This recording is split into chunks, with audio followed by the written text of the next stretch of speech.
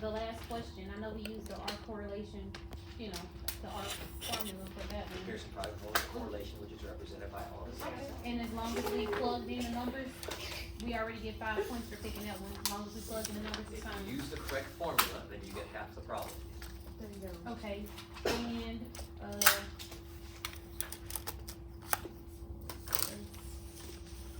it was something on that first page.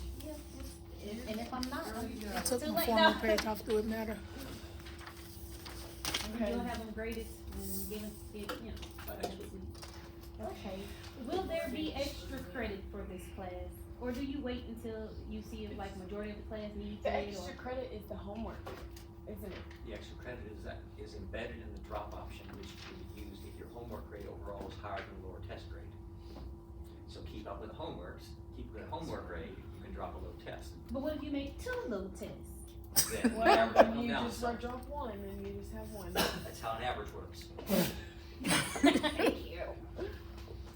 That's like a statistics joke for an average, right? You have two statisticians out on the archery range one day, and one of them shoots an arrow at the target, misses by 6 inches to the left. The other one shoots an arrow at the target, same target, misses by 6 inches to the right. They both jump at the same time, bullseye. Ha ha. That's so good. Stat joke. I I really love don't want to that joke. smile Like, you because don't I wanna don't want look to at give the you that. Don't Like, wanna give them the satisfaction. Have you ever looked at the memes? Here's stat a good memes? stats joke's gonna anticipate what we're gonna get into in the next week and next week. So a little bit tonight, but starting next week. There's a statistician going to a mathematical conference. He has to fly overseas, so he gets on a big jumbo jet going across the ocean. And on the same flight, there's another statistician going to the same conference. And the second statistician asked the first statistician, "Hey, what are you doing here? I thought you had a fear of flying, right? You're surprised to see you on the airplane. You have to travel. I know you don't travel to conferences because you're scared of flying." And the first statistician says, "Yeah, well, I calculated the odds of there being a terrorist and a bomb attack on the plane, and it was generally speaking too high, so I don't fly on the plane. Even though it's a small probability, I don't fly. So what I did was, right, I calculated the probability of there being 2 bombs on the plane, and because you have to multiply the probabilities to get the end result. The probability of 2 bombs on the plane is so incredibly small, right? I figured that was worth taking. So now I just carry my own bomb." Wow. Ah, So there wouldn't be a second That's bomb so on good. You should make your own jokes. Don't tell that joke you're going through line TSA. Yeah, it probably wouldn't go over well. It Yeah. probably wouldn't fly. No, fly to jail. You know there's a morgue on cruise ships. They tricked me. There's a what? A morgue. Yeah, there's a morgue on cruise ships. People die on cruise ships all the time. But Especially well, given their clientele tends to be elderly. yeah, because it's actually. and yeah, and so I said, it's dead people on here. Not necessarily. I actually talked to a lady. But the longer the cruise is and the more people there are on it, statistically, yeah, there might be a dead person by the time you're done. I'm so mad about it. I actually talked to an elderly lady. Cruise next week, so you And she said it's cheaper to live on a It's cruise so ship funny. than it is to live in nursing homes anymore. He'd live on a cruise ship and die on the sea. All right. Oh, and what we're learning tonight's gonna be on the test in the next 2-3 weeks. The next third test, yes. Third test is going to come around the week of April 15th, which gives us tonight and the next couple days to get through a little bit. 3 weeks, then test. Oh, I thought you said like this week or something. Okay. Yeah, tonight, 2 weeks, test. And then Tonight, then the 1st, the 8th, 15th, the test. yep, and then after that, will we have to be here on the 6th, last day of school? I mean, it won't be, yeah, May 6th? May 6th is finals week, yes. That'll be our final. Yeah, because we don't take the test online. Right. So. The final will be in person on May 6th in the class at the regular class time, but there will be no lecture afterwards. So once you're done with the final. Awesome. Well, the class still duh. worked out. Okay, so is this test compared to the statistical stuff from last test? Which one do people tend to grasp better, or do better on? Last test We'll or see the how you one? did on this test, but in general, the third test, the one coming up, this next block of material, while it has the easiest formulas in it, the formulas are actually very, very simple and very, very easy to do calculationally. Conceptually, it is the hardest test. Conceptual. Understanding how it works, which formulas to use, why you're using them, implementing them. That's what I struggle with. It's the hardest. Okay. The formulas will be the easiest in the next section. All right, so I'm going to introduce the topic tonight. That is an extension. We can do it in the next 45 minutes pretty easily. extension of z-score formulas that you had on the exam. So far, we've had essentially two z-score formulas, both of which were on the exam, only one of which you used. We gotta pass this class with This should what? have been the formula you used on the exam, because it Yay. used sample data, sample mean, sample standard deviation. This is population parameters, population mean, population standard deviation, right? Those are the two formulas we covered so far. You notice, probably on the exam, there were two other z-score formulas, actually, one z-score formula, another formula we'll see in a couple weeks. They look a little different. The other formula on the exam, we're gonna start with tonight, looks more like this one, oops.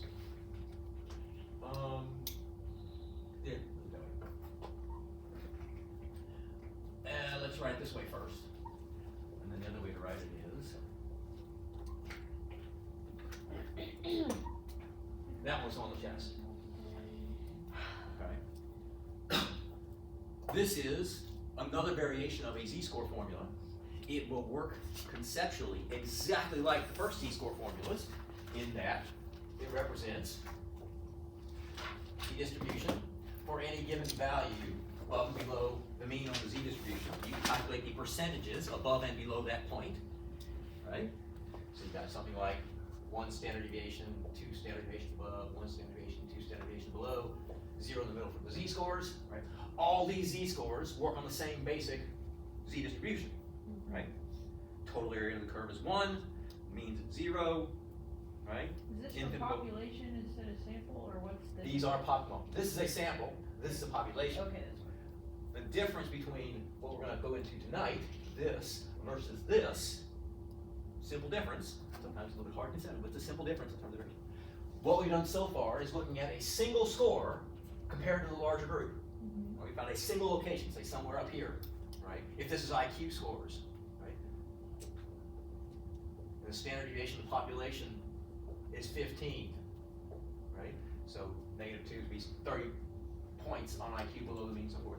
We take a single score, we can find what's the probability of finding a single person who has, say, 120 IQ, right, or lower, or higher, right, or a single person who has an IQ somewhere between 85 and 115, right? That make sense? These deal with a single score compared to the mean, okay? This is going to deal now with a group of scores compared to the population mean, and that's where the n is going to come into place. And you're just going to refer to the sample size. The group of scores you're comparing is a sample taken from the larger population. So there's going to be a sample mean and a population mean. There are going to be two means, two averages, right? One's the broader population, one is the sample you took from the broader population. And so instead of asking something like, what's the probability you find at random a single person who has 120 IQ or higher, I could ask the question, what's the probability I draw randomly from the population 10 people who have an average IQ of 120 or higher? All right? This whole thing is going to be called sampling distribution of the mean.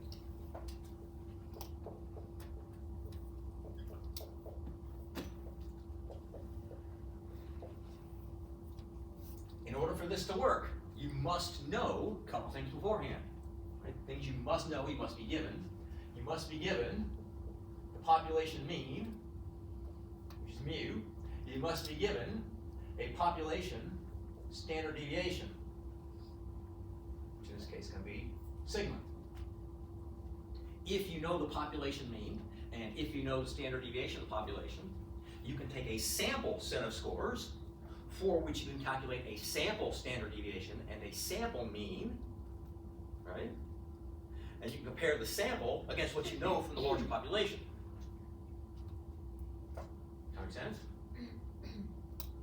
You can maybe potentially, let's say, a different kind of example.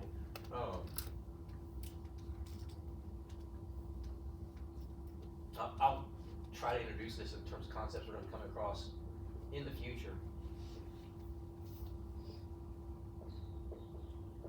Same exact z-score distribution. Instead of using here IQ, suppose I use something here like height, right?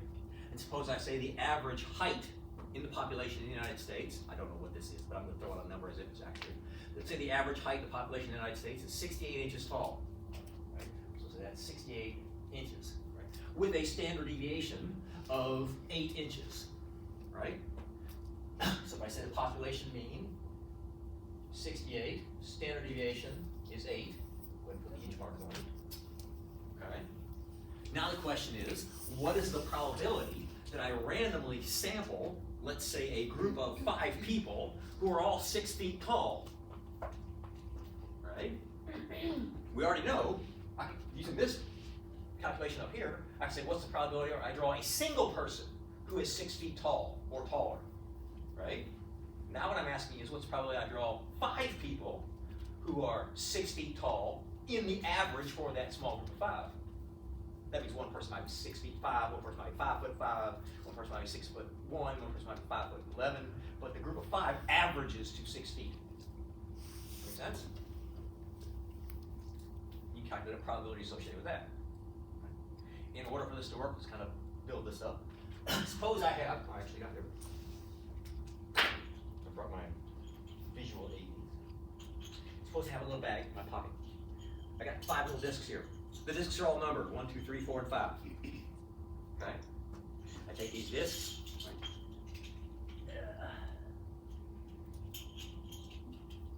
I shuffle them up. I can mix them up so I don't know which one's which. I pull out a disc at random, and I say, what's the probability I draw of the disc number 3? 1 in 5. 1 in 5, 20%. We will talk more about probabilities and the calculations for probabilities next class. That's where information is going to start getting more complex. Right? That's conceptually. So 1 in 5. Right? I then take this one, put it back. Right?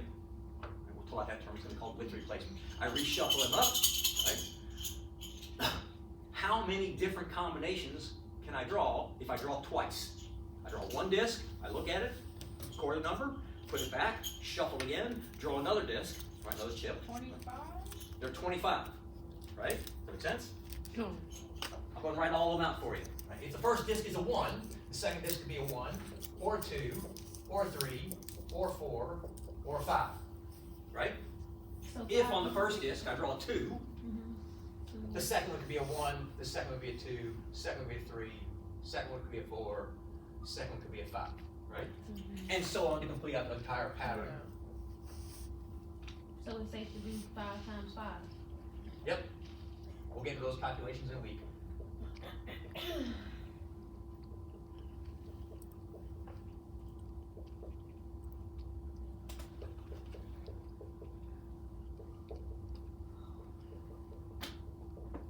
Right. That's every possibility. There are 25 possibilities. If, notice, if n equals 2, or n is my sample size. I'm drawing 2 discs at random with the same probabilities each time. Okay? I'm drawing 1 chip out of the bag. There's a 1 in 5 chance for any given chip. I put it back. If I take n equals 2, these are all the possibilities. With me so far? Why would you say n is 2? Because I just want to do 2 discs. If I say if n equals 3, notice I only have 5 possibilities here. I got 1 through 5. Right. Right? But each time, when I take one out, I look at it, record it, and then put it back. Is it 145? Right? I'll have 125 possibilities. Right? I'm not going to draw all of them on the board, but as an example of how it goes, right? I might draw a 1, a 1, a 1, a 1, a 1, a 2, a 1, a 1, 3, 1, 1, 4, 5, right? And then I started playing a second number, and this becomes a 1, 2, 1, 1, 2, 2, 1, 2, 3, 1, 2, 4, 1, 2, 5. And I keep going, and the last number in the bottom corner over here is going to be 5, 5, 5. Right? There are going to be 125 possibilities. Okay. Does that make sense? 5 times 5 times 5. Does that make sense? Now notice, that is essentially discrete data. Right? I've only got 25 possibilities when n equals 2. I've only got 125 possibilities when n equals 3. It's still discrete individual probabilities. Right? We're going to be converting that into a normal distribution. We're going to assume continuous data underlying the entire population. Right? And as the numbers get higher, right, it gets closer and closer to the continuous representation. So I can have n equals 4, I can have n equals 5. This is a weird concept, but it keeps going. I can have n equals 6 here, even though I've only got 5 discs. Because I can draw it 6 times, so I keep replacing them. Right? I can have n equals 7, I can have n equals 8, I can have n equals 10, right? N equals 20, whatever it needs to be. Okay? That make sense? Alright, so now, I'll leave this here for a second. If I take this first group, and I say the 1 and the 1, treat that as a sample. That's one sample, right? One sample. This individual sample has a mean of 1. 1 plus 1 divided by 2 gives me 1. So the mean for the first sample is 1. I have to put a little X bar over that. The mean for the second sample is 1.5. Right? 1 plus 2 divided by 2. Right? The mean for the third sample, so mean sub 3 is going to be 2.0. The mean for the fourth sample is going to be 2.5. The mean for the fifth sample is 3.0. The mean for this sample over here, so the x sub 25, is 5. Well, technically 5.0. Okay? Does that make sense? Notice that some of the means, the sample means, will repeat. There's only one way to get a sample mean of 1. I have to roll the 1 and the 1 on the chips. Okay? But if I have a 1.5, there are 2 ways to get a 1.5. I could draw a 1 then a 2, or I could draw a 2 then a 1. And so this, if I said the mean of sample 6, that's also a 1.5, and there are 2 ways to do it. Right? Makes sense? If I've got a total of 25 possible samples of size n equal 2, right? What is the probability that I draw a sample with a mean of 1.5? There are only 2 ways to do it. 2 and 25. Do I see that? Yeah. Right? Every one of these samples has a probability associated with the average of that sample. Okay? The probability of drawing a sample with a mean of 1, right?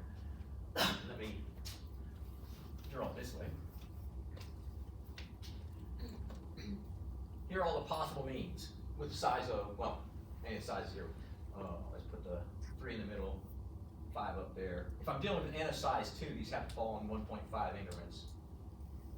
So there's a 1.5 there, there's a 2.5 there, there's a 3.5 there, 4.5 there. And there's basically going to be a curve. It's going to be a discrete curve. It's going to look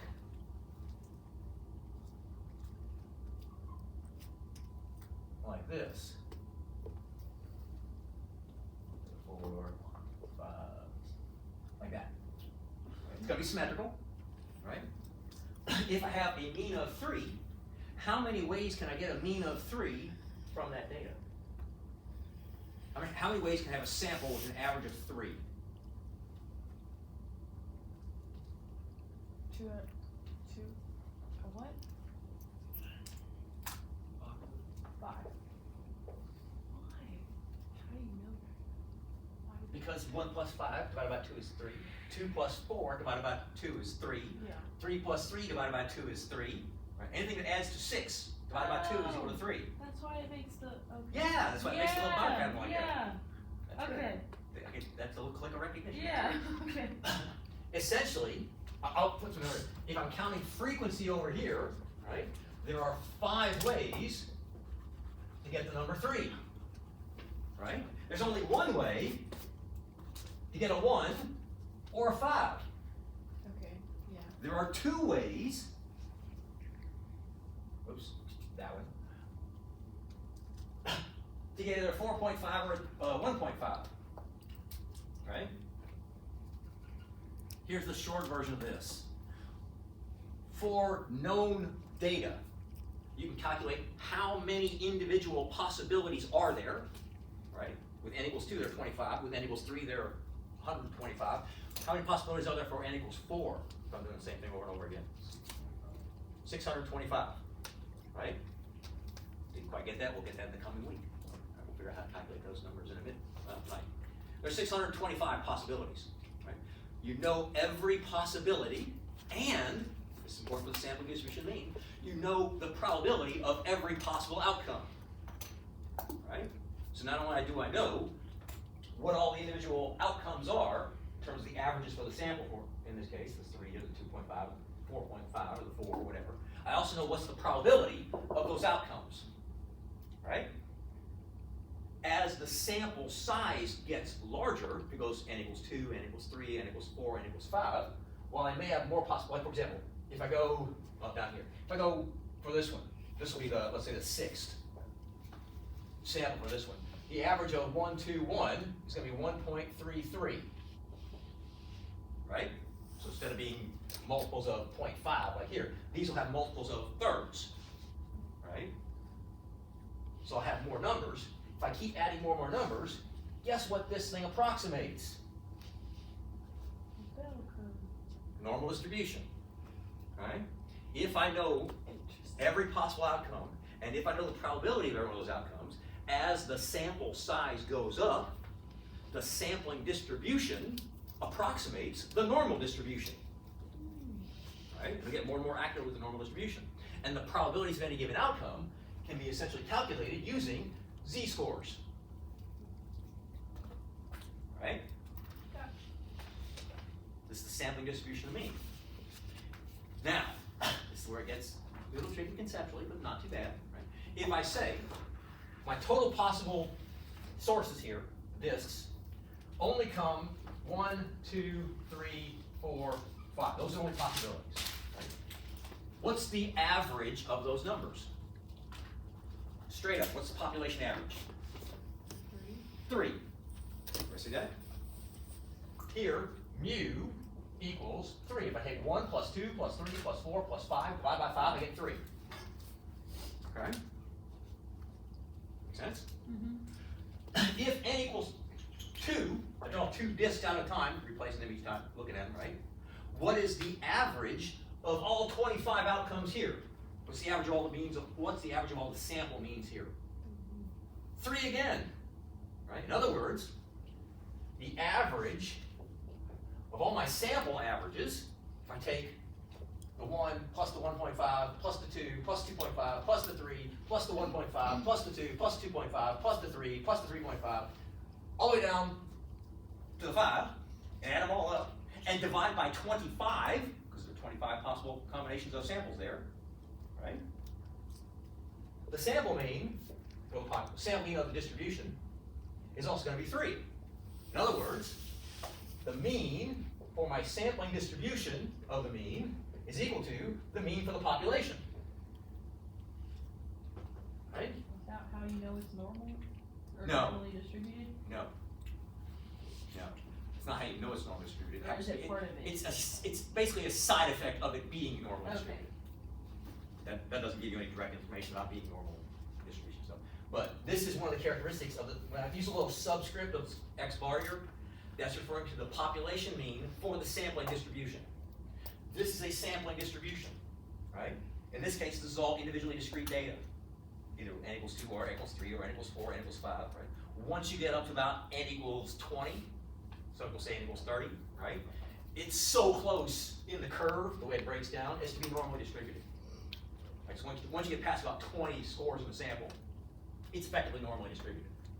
So you treat the sample distribution as if it represents normal distribution. But now we got another issue, right? If I say, let me clean this up a little bit. And I get rid of this for a moment. If I have these are my original scores, right, 1, 2, 3, 4, 5, and I ask the question, what is the standard deviation of that set of scores? So what's the standard deviation? Right? Not an easy number to visually look at. Well, we can calculate it. You would all recognize the formula for it at this point. I'll put the formula for it in.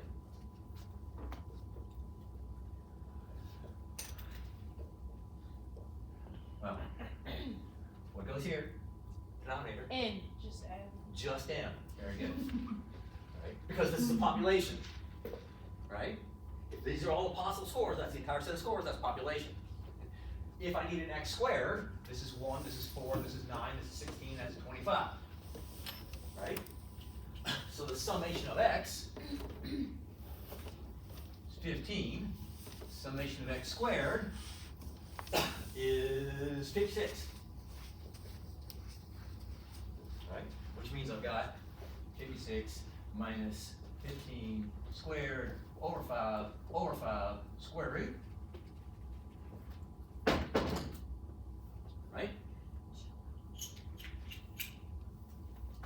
somebody can do the math on that, but I think it comes out to a 1.44. Yeah, I'm gonna trust your judgment. I wouldn't. I wouldn't either. I am entirely untrustworthy. He's lying. Hold on. He's Now I not gotta telling the do truth. it. He's lying right now to you. He is very trustworthy. So, but That's abnormal Hold on. psychology at its It's finest. it's 1.34 unless I did it wrong. 1.3. I got like 1.48. 1.48 is probably close. Okay, Oh, wait, no. I probably typed it in wrong. Okay.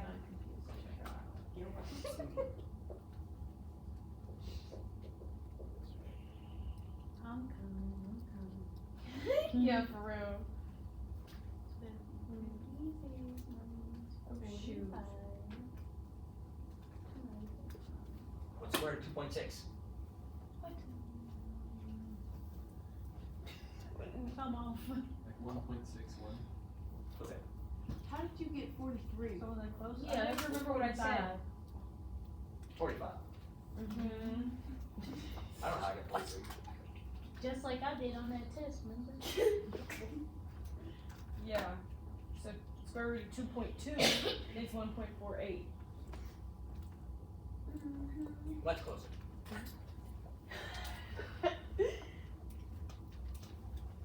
That's okay. That's close to 1.4. No. So 1.48. Alright. That is, notice, this is important. Standard deviation for the population. Right? If I were to ask what is the standard deviation of the sampling distribution of the mean, I'm not going to do the math on this. You have to take every one of these sets over here, take the 1, square it, 1.5, square it, 2, square it, 2.5, square it, 3, square it, for all the possible here, right? You have 25 numbers. X squared, we have 25x squared. Plug in the same values, right? You get another value. Go ahead and tell you what it's going to be. If I have a sampling distribution of the mean, and let me get rid of these for now.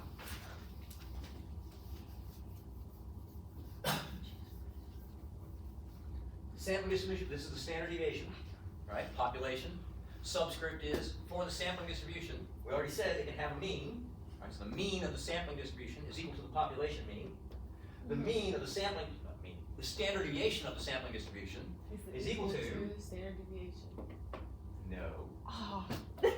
Why is it that easy? Oh. Standard deviation divided by the square root of n. Okay, I So guess. I'll accept That's a really. So this looks like Wait. Here's the take home. population and the, like This this. is all population data so far. Oh. The mean of the sampling distribution is equal to the mean of the population. Right? That's what this line says. I'll redraw it 2 places a little higher. Mean for the sampling distribution is equal to the mean for the population. Right? The standard deviation for the sampling distribution is equal to standard deviation for the population divided by the square root of n, where n is equal to the sample size. So that's how we check to make sure we're right. No, that's how we're going to do the math here. Yeah, he's gonna ask us. Well- probably. Now we gotta plug all that crap into that big long one over Here's there. the z-score now. Oh my god. Sample mean, sampling distribution mean, standard deviation for the sampling distribution, which is equivalent then to population mean. Here, all I do is substitute this term for the mean there, and this term for the one that's got there. Right? So now if I say, going back to the earlier example, let's say the average height in the population, 68 a minute ago. Wait, Yeah, you did. 68. Average standard deviation of the population, let's say it's 8 inches. Okay.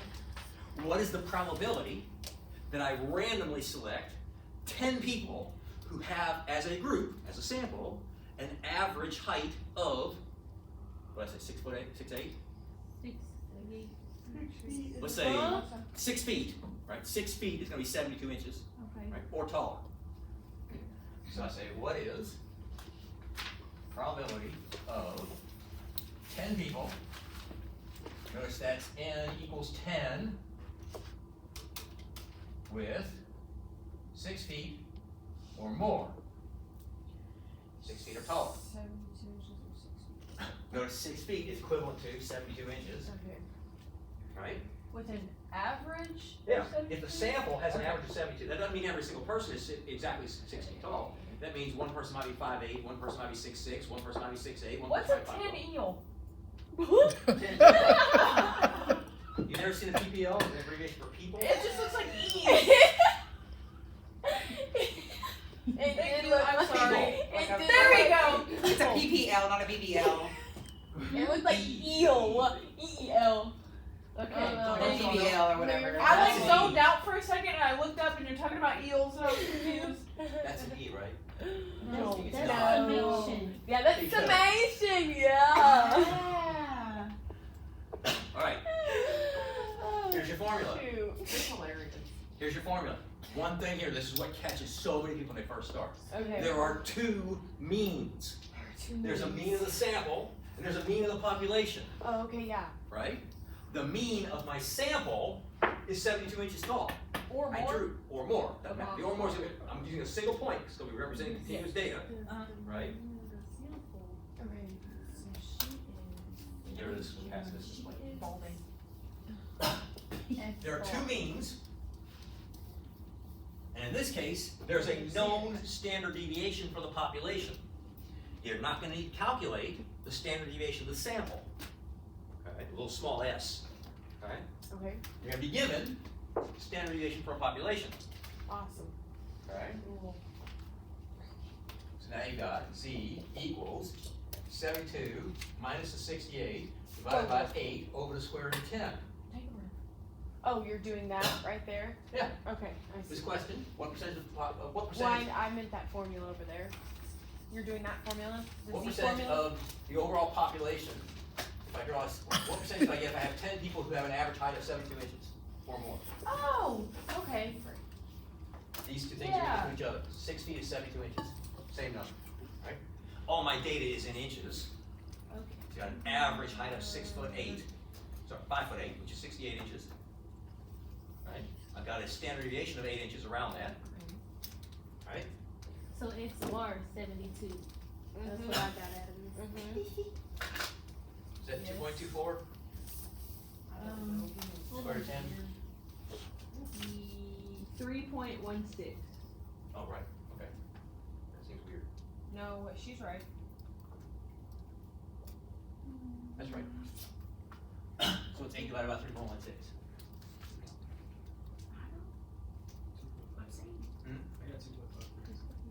Yeah, same. 4 divided by 2.53? 1.58?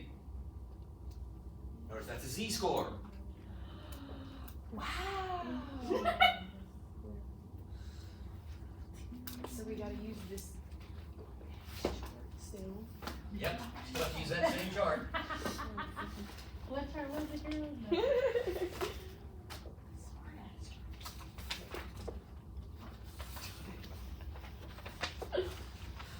Anyways, what is it?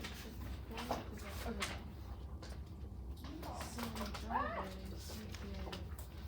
Same concept we've already had. Here's a given location. Here's the difference. Previously, this was a single score, right? Now, this is a sample. If you want to think of it as a little bitty distribution on its own, with a center right there, you can ignore, but you're actually asking what is the probability of this center of the sample or more in that z-score units.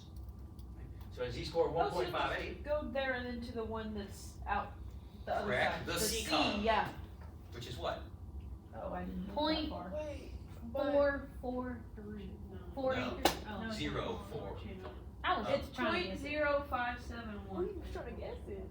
He was close. I studied that chart. This one is going to be the 0.4429. That's the Okay. B column. The B column is Okay. the number of groups of 10 people who have an average height of between 5'8" and 72 inches tall. Why? So how did you know to put 60 in the middle of that distribution right there? That was our mean that we picked. No, the 60. Oh, I didn't. I'm wrong. Oh. It was 68. 68. Oh, okay, I was stressed I'm out. off by 8. That's a whole standard deviation. Yeah. Yeah, it is. That's it. Say 76 is here.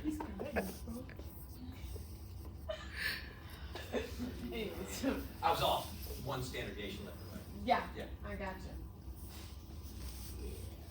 Always check the teacher. Especially when it's me. Second twice. That makes sense? Yes, it does. Right. So bad. What was the answer? The correct answer here is 5.71%. That didn't change, right? Because you're still looking up as a z-score of 1.58. Right? Or a slightly different example, going back to my height kind of, not height, intelligence. Right? Get rid of these now, because we're up to this point. If, let's say, I've got mean IQ is 100, standard deviation IQ we know to be 15. Right? If I ask what's the probability of randomly selecting from the population a group of 5 people who have an average IQ of 115, right? So say what probability of drawing 5, this is a people, not an eel.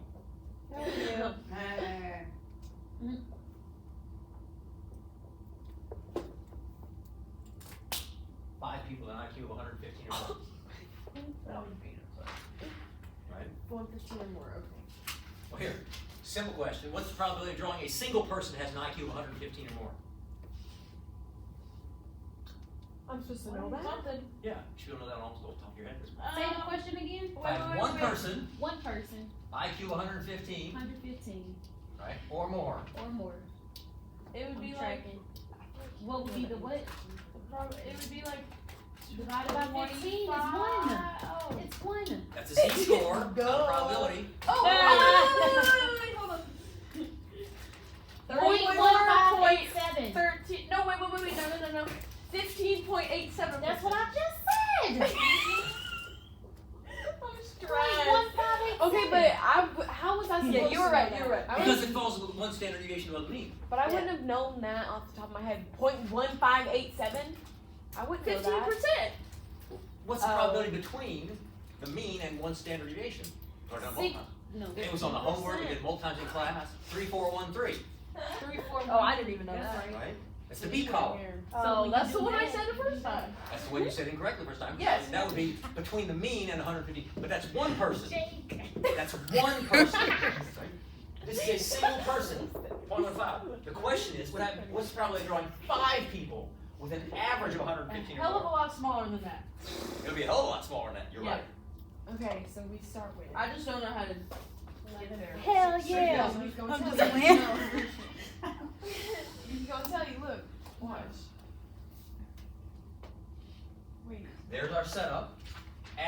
Average for the sample is 115. Yep, 115 minus. Average for the population is 100. Right? Standard deviation for IQ, as it always has been, 15. 15. And 5. 5. Yeah. That's my sample. Okay, I'm getting it. Don't forget to take square root of 5. Yep. 2.24. That's the square root of 5. Yep. So you essentially have 15 over 2.24. That's Wouldn't that 6.7. Basically.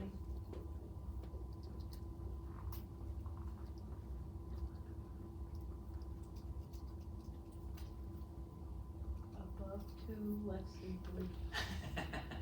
You are correct. Yeah. 2.24. What'd I tell you? Yep. Mhm. Right. That's a z-score. Okay. I'll redraw a little distribution here. Way down at the bottom. Yep. There's the 100.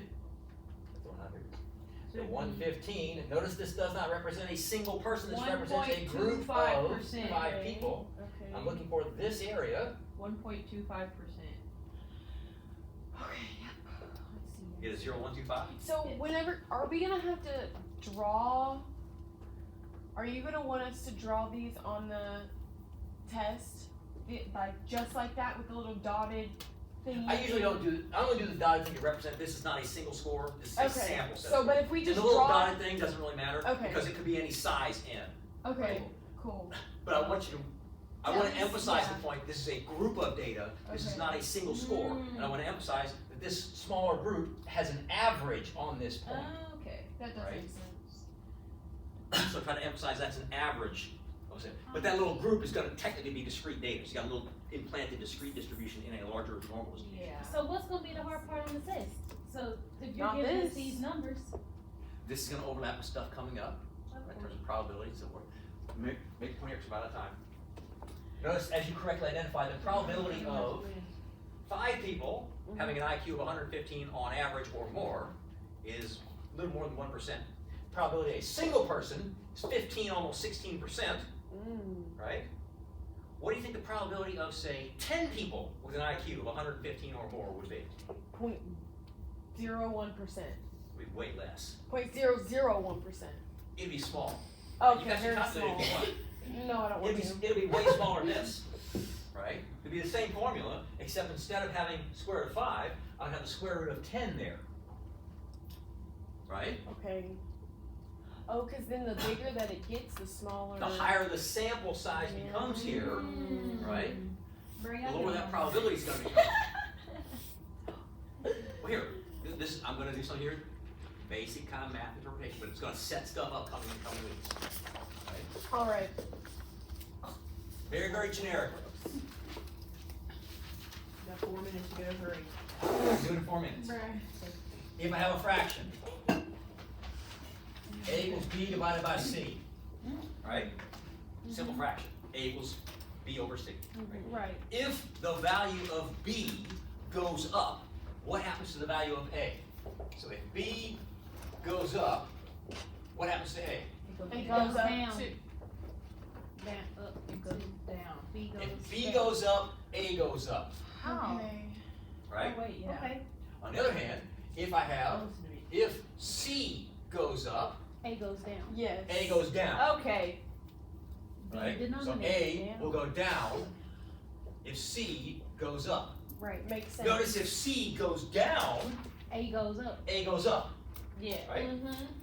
Now you go to stuff over here, we've got Z distribution stuff, and now a formula looks like A equals B divided by C divided by D. What the? What happens to A when D goes up? It goes Up. down. Down. It goes down. It goes up. A goes up, Free. Because but A it's is the a denominator. Z-score in this case, and so the probability, because Z is getting further and further away from the middle, the probability goes smaller and smaller into the tail. All right. So it's Right. backwards and then backwards again, so it Yes. cancels out. Okay, yeah, got it. Yes, it's backwards and then backwards again is what Yeah. we're thinking.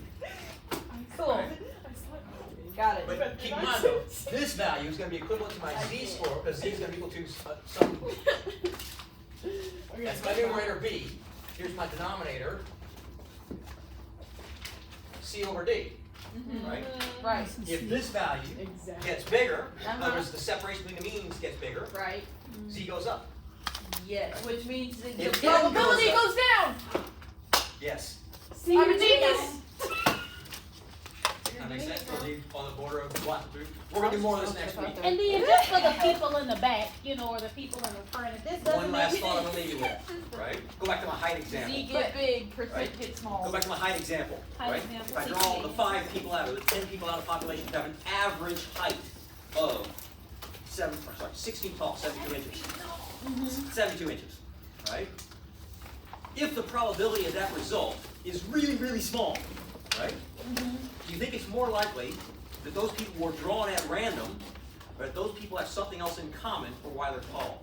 Like maybe they're a basketball team, or Holy, a that volleyball team. That makes That's sense. that's an external variable. That's a That's correlation. a decision you're gonna make, that's an Oh. evaluation you're gonna make, based on the likelihood of the outcomes. Yeah. If the probability is excessively small, you're gonna That's say, what hey, I was it's gonna not see really if I random, can put this something in else the is text going on. message. Because In this this is case, the basketball team. I iPad, what see. everything. What So is I'm gonna this see if I called can so I upload can it go and look put it it in up? there. This is chapter 12, it's called Sample And then will you Distribution be of here Mean. next week? Yes. And does the book, does the book explain this Next week's video. pretty well? Girl. How are you? Wait, Please don't. take from State Farm? How is the text? We'll do more of this. He said, I don't know. Last two pages, yes. Cause I locked out. We did it